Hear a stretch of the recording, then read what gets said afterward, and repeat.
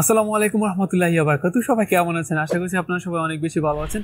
This is Imran Khan from Australia, and in this video I'm going to talk about how you can explain your study gap. If you have got more than 1 year study gap, no worries, there is a still hope that you can get the student visa to study in Australia. So আপনার যদি 1 বছরের বেশি study gap হয়ে থাকে, কোনো ধরনের চিন্তার কারণ নেই।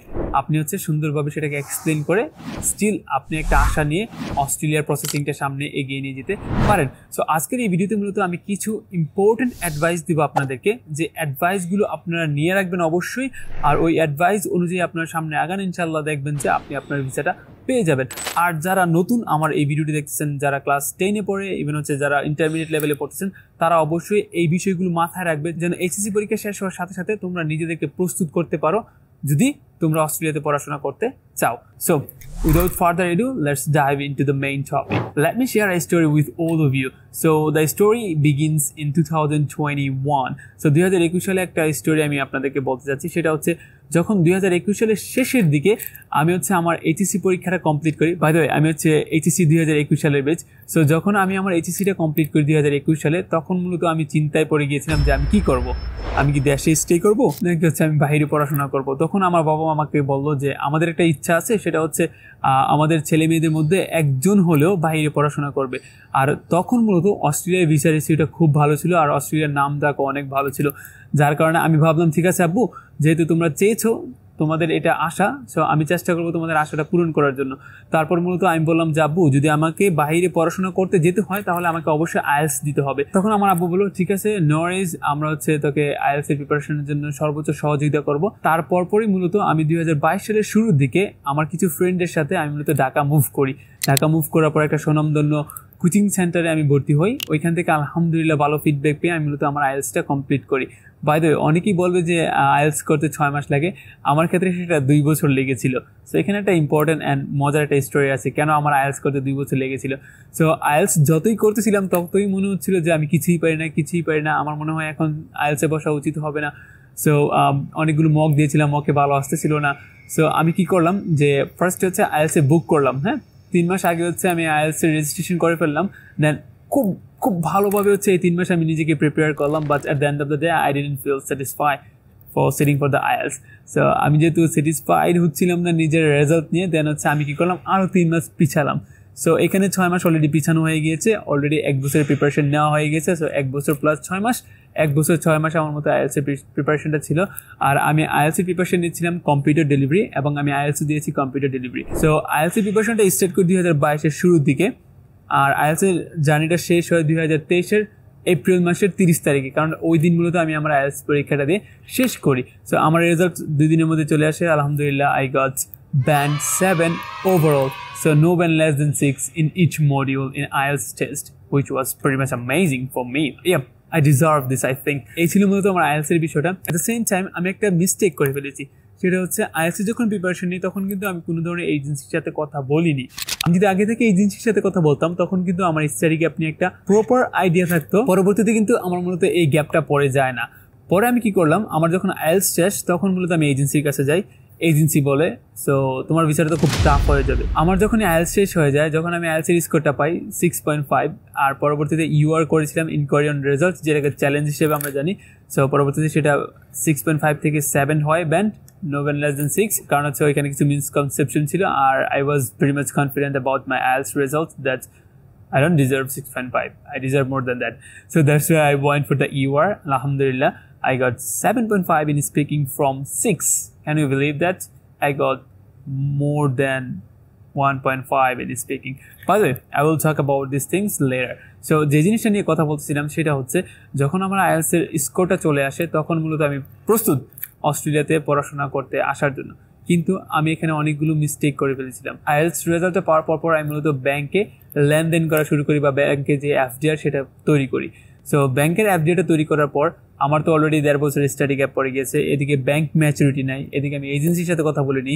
আইএলটিএস পরীক্ষার রেজাল্টটা পাওয়ার পর আমি মূলত এজেন্সির সাথে যখন কথা বলতে যাই তখন ভালো স্বনামধন্য কিছু এজেন্সি আমাকে রিজেক্ট করে, কারণ I was HSC 2021 batch students. So that moment it was really tough for those kind of students who sit for the test in 2021, কারণ তখন pretty much সব দিক থেকে হচ্ছে বন্ধ হয়ে যাচ্ছিল 2021 সালে এইচএসসি পরীক্ষার্থীদের স্টুডেন্ট ভিসা, স্পেশালি অস্ট্রেলিয়াতে। সো কী করলাম, হতাশ হয়ে গেলাম। দেন আস্তে আস্তে হচ্ছে আরেকটা এজেন্সির সাথে কথা বলি, উনি বলে ঠিক আছে আমরা একটা রিস্ক নিতে পারি। সো হয়তো অতটা সুনামধন্য না, বাট আলহামদুলিল্লাহ উনি হচ্ছে রিস্কটা নিল। রিস্কটা নেওয়ার পর এজেন্সি আমাকে বললো তোমার তো গ্যাপ হয়ে গেছে, এখন গ্যাপটাকে কীভাবে এক্সপ্লেন করবা। সো আমি এজেন্সিকে বললাম কী করা যায় এখন, বলো তোমার কি কোনো আইএলটিএস সার্টিফিকেট আছে? আমি বললাম হ্যাঁ আমার আইএলটিএস সার্টিফিকেট আছে। দেন হচ্ছে আমি আমার কোচিং সেন্টারে গেলাম, ওইখান থেকে আমার আইএলটিএসের যে ফাউন্ডেশন কোর্স সেটার সার্টিফিকেট নিলাম। আমি হচ্ছে স্পোকেন ইংলিশ ফনেটিক্স, দেন হচ্ছে গ্রামার অ্যান্ড রাইটিং, দেন হচ্ছে আপনার আইএলটিএসের মেইন কোর্স সবগুলো সার্টিফিকেট সংগ্রহ করলাম উইথ ডেট, প্রপার ডেট, যে আমি কবে শুরু করেছিলাম এবং কবে শেষ করেছিলাম। At the same time I was actually preparing myself and I was learning the computer, So as I wanted to come here in Australia for the IT sector, so definitely you will have to have the knowledge in the computer. So that's why I learned how to operate computer from one of the institution in our country. So যেখান থেকে হচ্ছে আমি একটা certificate পাই কম্পিউটারে, which actually helped me a lot to get the visa. I must say that. So আমি দেখেন আমার হচ্ছে IELTS সার্টিফিকেট হলো, ইভেন হচ্ছে আমার স্পোকেন ইংলিশ অ্যান্ড ফনেটিক্সের সার্টিফিকেট হলো, গ্রামার রাইটিং অ্যান্ড সার্টিফিকেট হলো, আমার একটা কম্পিউটার কোর্সের সার্টিফিকেট হলো। অ্যাট দ্য সেম টাইম আমি যে জিনিসটা করলাম, আমি হচ্ছে বনানীর মধ্যে একটা ইউনিভার্সিটিতে ভর্তি হয়ে যাই যেন আমি স্টাডি গ্যাপটাকে আরেকটু কভার করতে পারি। সো ওইখানে যে এডমিশন লেটারটা আবার আমাকে অনেক হেল্প করেছে। সো আমি এডমিশন লেটারটা সংগ্রহ করি, দেন হচ্ছে আমার যে আইডি কার্ড, সেই আইডি কার্ডের প্রুফটাও রাখি। আমি হচ্ছে অনেকবার গিয়েছিলাম আমার ইউনিভার্সিটিতে যে আমাকে একটা স্টুডেন্টশিপ দেন, যেহেতু আমি কোনো ধরনের পরীক্ষা অ্যাটেন্ডই করিনি, তারা নাকচ করে দিল যে না তুমি কোনো স্টুডেন্টশিপ পাবা না, কারণ তুমি তো আমাদের স্টুডেন্টই না, তুমি কোনো ধরনের পরীক্ষা অ্যাটেন্ড করনি। অলরাইট, আমার কাছে প্রপার ইনফরমেশন ছিল যে আমি কী করেছিলাম। I was able to explain that during those days I didn't West my time like others. So I had to explain each and everything in my SOP, that as soon as I finished my HSC, then I went for this one, I went that one, I learned this one, and I got an admission that one, and then I collected all the certificate. And when it comes to loss of my visa, at that moment I put all the documents with sequence so that embassy can really appreciate, and embassy feel that yeah, this is the genuine students we should accept for coming here and for developing and for bribing himself. They really feel satisfied about my visa. I lost my visa with those sort of documents and then I got my visa. আমি specially আমার এজেন্সির কাছে কৃতজ্ঞ থাকবো, কারণ হচ্ছে তাদের যে আপনার হচ্ছে তাদের বুদ্ধিমত্তার কারণে মূলত আমি আজকে ভিসাটা পেয়েছি। এখন মূলত আপনার যে স্টাডি গ্যাপ আছে সেটা কীভাবে আপনি এক্সপ্লেন করবেন।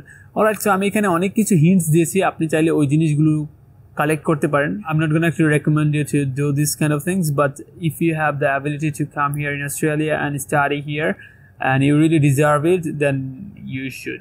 প্রথম সাজেশন হচ্ছে সবার কাছে, এইচএসসি পরীক্ষার্থী যারা আছো তারা যে কাজটা করতে পারে সেটা হচ্ছে একটা কম্পিউটার কোর্স করবে এইচএসসি পর ডেফিনেটলি, কারণ হচ্ছে এই যে বর্তমান জমানা, এই জমানার সাথে কিন্তু তুমি তাল মিলিয়ে চলতে পারবে না যদি তুমি হচ্ছে কম্পিউটার না জানো। হ্যাঁ, কীভাবে কম্পিউটার চালাতে হয়, কীভাবে ওপেন করতে হয়, দেন হচ্ছে অফ করতে হয়, কীভাবে মেল সেন্ড করতে হয়, এগুলো অবশ্যই তোমার জানা দরকার। সেকেন্ড যে বিষয়টা সেটা হচ্ছে, যেহেতু তুমি ভর্তি পরীক্ষার জন্য নিজেকে প্রস্তুত করছো, সেহেতু ওই যে এডমিট কার্ডটা, সেই এডমিট কার্ডটা তুমি জোগাড় করে রাখবে নিজের কাছে। থার্ড যে জিনিসটা তুমি করতে পারো, তুমি যখন আইএলটিএস প্রিপারেশন নিচ্ছ, আইএলটিএস প্রত্যেকটা জিনিসের তুমি সার্টিফিকেট নিবা তোমার প্রতিষ্ঠান থেকে। অনেক প্রতিষ্ঠানে সার্টিফিকেট প্রোভাইড করে, আর না হয় দেখো অন্য কোনো ওয়ে আছে কিনা। সো এই তিনটা বিষয়, computer course, admission test, IELTS certificate. আরেকটা জিনিস হচ্ছে, আমরা বসে না থেকে আমরা হচ্ছে বিভিন্ন ধরনের ইউনিভার্সিটিতে ভর্তি হয়ে থাকতে পারি। ওইটার যে এডমিশন লেটারটা আছে ওইটাও কিন্তু অনেক বেশি হেল্পফুল হতে পারে আমাদের জন্য। ইভেন হচ্ছে আমাদের যে আইডি কার্ড, সেই আইডি কার্ডটাও কিন্তু অনেক বেশি কাজে আসবে। এগুলো যদি তোমার করতে প্যারা লাগে, তাহলে তুমি একটা কাজ করতে পারো, সেটা হচ্ছে ডিপ্লোমা কোর্স করো। ডিপ্লোমা কোর্স করে ডিপ্লোমার একটা সার্টিফিকেট জোগাড় করো, দেন ওই ডিপ্লোমা সার্টিফিকেটটাও তুমি এই সকল ডকুমেন্টসের সাথে অ্যাটাচ করে দেন হচ্ছে ভিসাটা লঞ্চ করো। সো তুমি যদি এই কাজগুলো করো, তাহলে ইজিলি কিন্তু এম্বাসি বিশ্বাস করবে যে না তুমি জেনুইন স্টুডেন্ট। তোমার যে গ্যাপটা হয়ে গেছিলো, ওই গ্যাপের মধ্যে তুমি অ্যাটলিস্ট কিছু না কিছু করেছো, দেন হচ্ছে এম্বাসি কিন্তু বিলিভ করবে সেই বিষয়টা। তারপর হচ্ছে তোমাকে ভিসাটা দিতে তারা বাধ্য হবে, বা তারা ওই ধরনের ফিল করবে, ওকে ঠিক আছে, we should give him the visa. Okay, so এই জিনিসটা মাথায় রাখবা। আরেকটা ইম্পর্টেন্ট জিনিস, যে জিনিসটা আপনারা মাথায় রাখতে পারেন, সেটা হচ্ছে আমরা এইচএসসি পরীক্ষার পরপর অনেকেই ট্যুর দিই। সো ইন্টারন্যাশনাল যে ট্যুরগুলো আমাদের হয়ে থাকে, আমরা যদি বাংলাদেশ থেকে ইন্ডিয়াতে যাই, ইন্ডিয়া থেকে হচ্ছে আমরা অন্যান্য কান্ট্রিতে যাই, বা বাংলাদেশ থেকে অন্যান্য কান্ট্রিতে যাই, ওটার যে প্লেন টিকিট ওইটা তুমি সংগ্রহ করে রাখতে পারো।